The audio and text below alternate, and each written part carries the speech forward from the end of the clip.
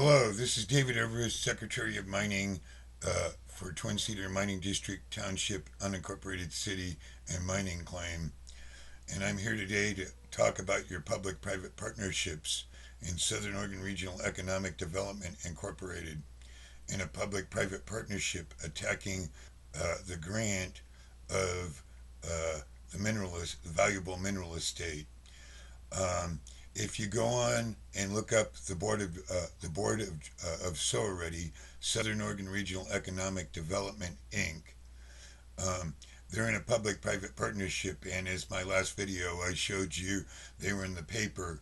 Well, Commissioner Walker sits on that board of directors, and she shouldn't be because they've given money. It's in the Medford Tribune how much they gave them. It looks like it's around 27,000 for their membership fee. Then they pay uh, so much a month for when they have so ready employees. I don't know if it's under this terms, but in the past this is what they've done. They've paid uh, like $48,000 for Michael Smith to go to these meetings. That he didn't stay very long, but they collected a lot of money for Soretti, which paid his fees because Soretti in the public-private partnership was paying part of his wages, and so was Josephine County. And so this is a conflict of interest because if Commissioner Walker sits on the board of directors and she's given money of taxpayer dollars to this nonprofit, Southern Oregon Regional Economic, it's a conflict of interest, even if she isn't getting paid, because it's called political consideration. They're her constituents. She's in a public private partnership. That's what they are. Um, Commissioner Walker, you should answer this question. Where are your ethics? Where is your let the people speak? See, you want to set all these rules on people speaking. You don't understand under Republic, we have a right to bring our grievances to you, to your board. That's where we do it at when we have objections against the federal government or even the state. And what the hell, you in a public private partnership with a nonprofit company? Oh, by the way, what about your Citizens for Safety nonprofit? That's another public private partnership, and it's supposed to be educational. How come you guys tried to do a bond initiative? That's political. That's in violation of the nonprofit laws. When are you going to stand up and admit you made mistakes? Nobody's perfect. Nobody expects you to be perfect. We just expect you to listen to us, take our grievances into consideration, and then not vote for agendas, but vote for you're my representative in the local government.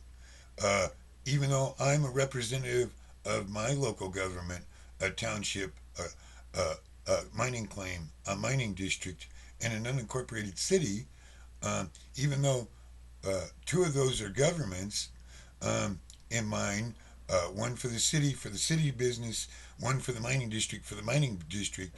Those are two separate entities, and I'm in control of both of them as me and my partners own my mining claim as valuable mineral deposit grant from Congress in 1872 as amended, because they amended it not to take it away, but to add to it, and they changed the language in it. Anytime you change the language, that's an amendment. They improved it. So now I'm taking my case away from the U.S. District Court here, and I'm going to file it in federal circuit as soon as I get the money to mail it and file it. And I'm on a short deadline. So if anybody wants to give me assistance, my email address is keeperoftherepublic@yahoo.com. Capital K, all lowercase, all one word. And again, it's keeperoftherepublic@yahoo.com. And make this go viral as usual. I apologize for commercializing this because I'm trying to monetize it because I'm unemployable because of the Forest Service, and they've ordered me not to mine. They've ordered me not to work, and that's made me unemployable. And so they're denying me a right to livelihood, use, and enjoyment of my mining claim, my mining district, my township, and my unincorporated city. So I need people to come and be a keeper so together we all can be keepers of the republic and not this public private partnership socialism, global socialism. See, they've given up on nations. They want the whole world as a public private partnership with interlocutory agreements to bind us into slavery through revenue enhancement. They get to charge fees if you want to, uh, oh, and they want to take roads and put bicycle lanes on them and take a quarter of a road. Or the school teachers, they're part-time employees. They only work 190 days out of the year. They make $60,000, and but total compensation package is $101,000. It's all in the paper. So we need to get control of our government officials.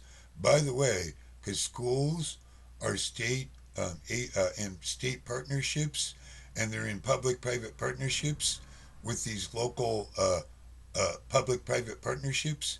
This is highly unethical, and when you're dealing with government money, yeah, sure, governments can contract work out and pay them for their work, but you can't make them a partner to share in the revenue like these red light stop tickets. I got one from the city of Medford.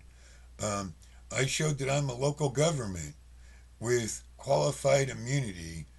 Uh, because I was injured, I got my trial postponed. It comes up on the 3rd of March, which I plan to argue qualified immunity. Plus, I'm suing the city of Medford for government to government coordination for their public private partnership. Under the Smith Act, this is illegal because they're trying to take and make public private partnerships regional governments that'll be over your overlords over your local governments and stifle what you can say at these meetings, like Commissioner Walker is doing. She is, if you look at badcounty.com, a non-commercial site, I recommend it highly. Uh, Dale Matthews is the best um, uh, reporter because he goes and films it, and then he asks some questions from past meetings that you have a right to do, um, and they have a duty to answer the question. If they can't answer it, they can say, "I don't know." That's reasonable. I'll look into it, but they're to get back to you and answer it. And when you put the question to them, you should put it to them in writing. And if they don't answer it, then in writing back to you, then or at a public hearing where you've requested an answer, they have a fiduciary duty to answer it. Their silence means it's true. And so, in the civil court of procedures, um, you you you don't have to answer because you have a right to remain silent as a citizen. But in civil court, your lack of an answer is the answer. It means the jury can take it into consideration to the truth of the matter as as an implication that they didn't want to answer it because it's true, and your silence speaks volumes. And I'd like to say, we'll have a nice day. And this has gone on longer than I thought, but that's okay. We'll be doing more updates.